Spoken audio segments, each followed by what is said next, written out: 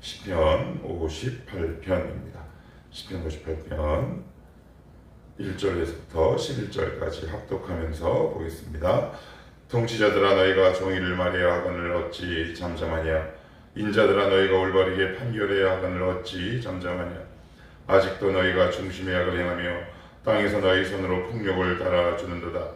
악인은 모태에서부터 멀어졌으며 나면서부터 곁길로 나아가 거짓을 말하는도다. 그들의 독은 뱀의 독 같으며 그들은 귀를 막은 귀머거리 독사 같으니 술사에 흘리는 소리도 듣지 않고 능숙한 술객의 요술도 따르지 아니하는 독사로다. 하나님이여 그들의 입에서 이를 꺾으소서. 여호와여 젊은 사자의 어금니를 꺾어내시며 그들이 급히 흐르는 물같이 사라지게 하시며 겨누는 화살이 꺾임 같게 하시며 소멸하여 가는 달팽이 같게 하시며 만삭되지 못하여 출생한 아이가 햇빛을 보지 못함 같게 하소서. 가시나무 불이 가마를 뜨겁게 하기 전에 생나무든지 불붙는 나무든지 강한 바람으로 휩쓸려가게 하소서. 의인이 악인의 보복당함을 보고 기뻐하며 그의 발을 악인의 피에 씻으리로다. 그때 사람의 말이 진실로 의인에게 갚음이 있고 진실로 땅에서 심판하시는 하나님이 계시다 하리로다. 아멘. 오늘 시편 28편은 다윗의 믹담시 인도자를 따라 알다셋, 그래서 어제도 알다셋 음악 용어라 그랬습니다. 음악 용어. 시편에 자주 나오지는 않는데 제가 어제 이렇게 말씀을 드렸어요. 구원하여 주옵소서 라는 뜻을 담고 있지만 음악적 용어다. 그러니까 알다셋 이러면 분위기가 장중하거나 좀 무겁고 깊은 내용을 담고 있다. 이렇게 보시면 되는데 오늘 시편 58편은 아주 중요한 의미를 담고 있습니다. 뭐가 이렇게 중요하냐? 이스라엘, 이제 정확하게 얘기하면 남유다가 이제 멸망하게 되죠. 멸망하게 됩니다.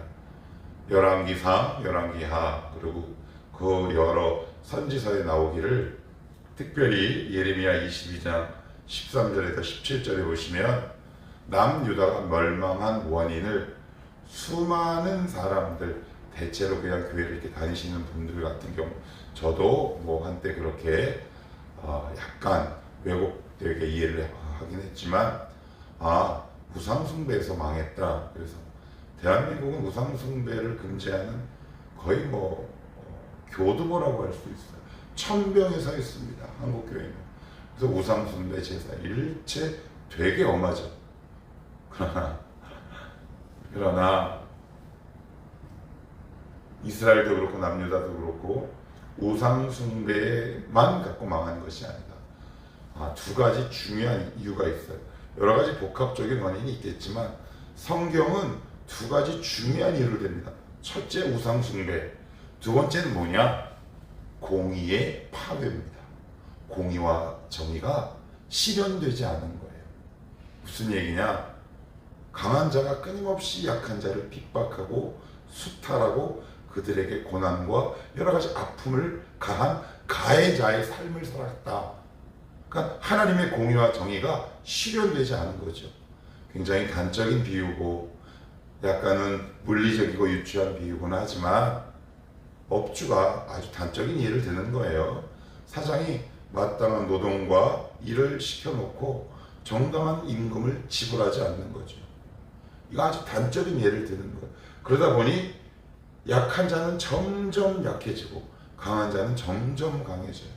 그런데 그건 성경의 정신과 하나님이 우리를 부르신 목적과 위배되고 대치되는 거다. 우리 꼭 기억하면 좋겠어요. 그런데 한국교회는 공의와 정의에 관해서 일체 얘기하지 않습니다. 왜 이렇게 우상숭배만 주야장천 이야기하는지, 한쪽만 계속 얘기하면 그건 진리가 더 이상 아닌데, 이상하게 유독 한국교회는 우상숭배에 관해서는 굉장히 엄격한데 공의와 정의가 실현되지 않는 것에 대해서는 입을 꾹 닫고 있다. 조금 더 순서리를 깊게 얘기하면 교회에서부터 하나님의 공의와 정의가 실현되지 않기 때문은 아닌가. 이건 저의 개인적인 해석입니다. 그래서 되게 우리가 성경에서 말하는 공의와 정의에 대해서 유심히 봐야 한다.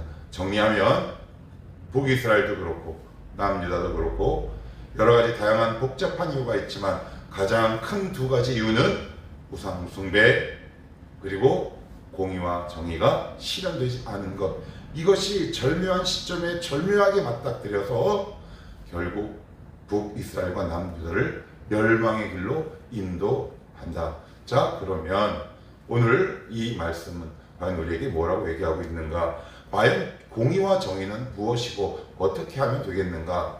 비록 긴 시간은 아니지만 우리 짧게나마 한번 살펴봅시다. 58편 1절입니다. 통치자들아 너희가 정의를 말해야 하거늘 어찌 잠잠하냐? 인자들아 너희가 올바르게 판결해야 하거늘 어찌 잠잠하냐? 여기 보시면 정의, 그리고 저 뒤에 보시면 올바르게 라는 말씀이 나옵니다. 자, 여기 정의라는 말은 ጼ데크라는 말인데 그냥 이건 워낙 깊은 의미를 함의하고 있어서 그냥 판결 정도로 이해하시면 좋을 것 같고요.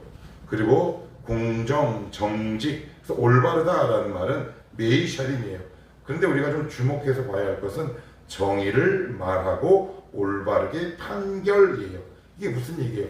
말하고 구체적으로 행동으로 옮겨야 한다라고 오늘 성경은 말하고 있어요. 예를 하나 들어봅시다. 한국교회의 가장 약한 부분, 조금 더 단적인 예로 안 좋은 문화가 뭐가 있냐면 이 사회가 혼란하거나 아니면 약한 자가 핍박받을 때 교회에서 자주 이런 표현을 사용합니다. 우리 연약한 자를 위해서 기도합시다. 그런데 이 자리를 통해서 분명히 얘기할게요. 오늘 시편 58편 1절을 통해서 하나님은 뭐라고 말씀하시느냐? 기도하지 마라.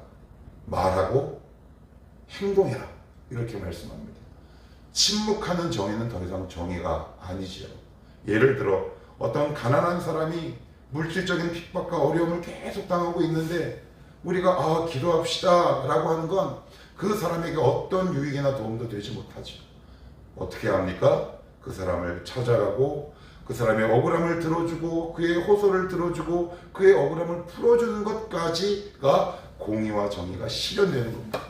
그래서 만약에 이 사회의 공의와 정의가 파괴되고 있는 것들을 보면 우리 교회 다니는 믿는 크리스찬들은 골방에 가서 기도해야 하지만 그 골방에서 기도한 힘을 갖고 이 사회에 나가셔야 돼요.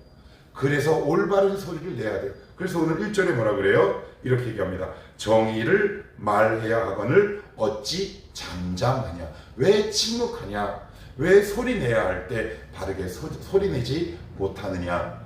그래서 공의와 정의는 골방에서 나오지 않는다. 물론 골방에서 하나님께서 주시는 힘이 필요하긴 하지만 내가 만약에 골방에서만 있다면 그건 더 이상 기독교가 아니다.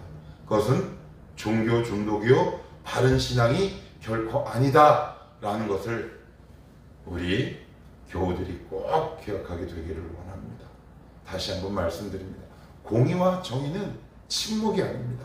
구체적인 행동이요, 구체적인 도움이요, 구체적인 발걸음이요, 행보고 행정이다. 반드시 삶과 연계되어 있다. 이렇게 보시면 좋을 것 같아요. 자, 그러면 그 공의와 정의를 실현하지 않고 나쁘게 이용하고 악용한 자들이 어떻게 하느냐? 이 말씀을 보는데 우리나라뿐만 이겠습니까? 2절에 이렇게 얘기하죠. 아직도 너희가 중심의 악을 행하며 땅에서 너희 손으로 폭력을 달아주는도다. 이거 언뜻 보면 이게 무슨 의미인가 싶은데 이런 뜻을 담고 있어요. 정의를 빙자해서 정의를 왜곡하는 거예요. 이런 거예요. 정의가 강자한테만, 강자, 약자 다 동시에 적용이 돼야 되는데 약자에게만 정의가 적용되는 것을 얘기해요. 근데 우리나라 그렇잖아요. 약자에게 유독 가혹하잖아요. 강자에게는 아무 말 못하잖아요. 그런데 하나님이 지금도 하늘에서 보고 계신다라고 얘기합니다. 그런 나라일수록, 그런 사회일수록 하나님의 심판대에 올라가 있다.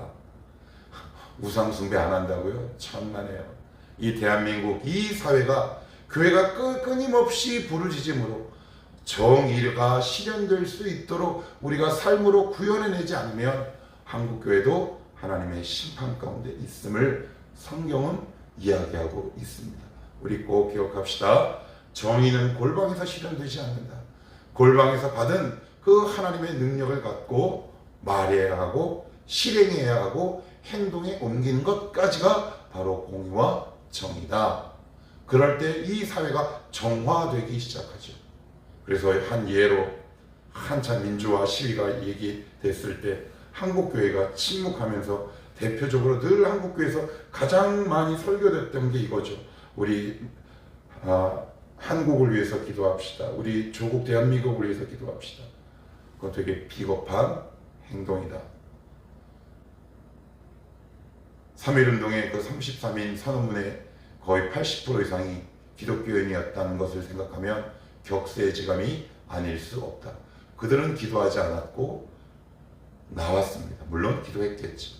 아무튼 하나님은 지금도 공의와 정의가 이 땅에 어떻게 구현되고 실현되는지 보고 있다. 자, 그러면 이제 6절에서부터 9절까지는 이런 모습을 본 이 사람이 하나님 앞에 심판을 요청하는데 한번 이렇게 보시면 5절을 보고 6절부터도 볼게요. 술사에 흘리는 소리도 듣지 않고 능숙한 술개의 요술도 따르지 아니하는 독사로다.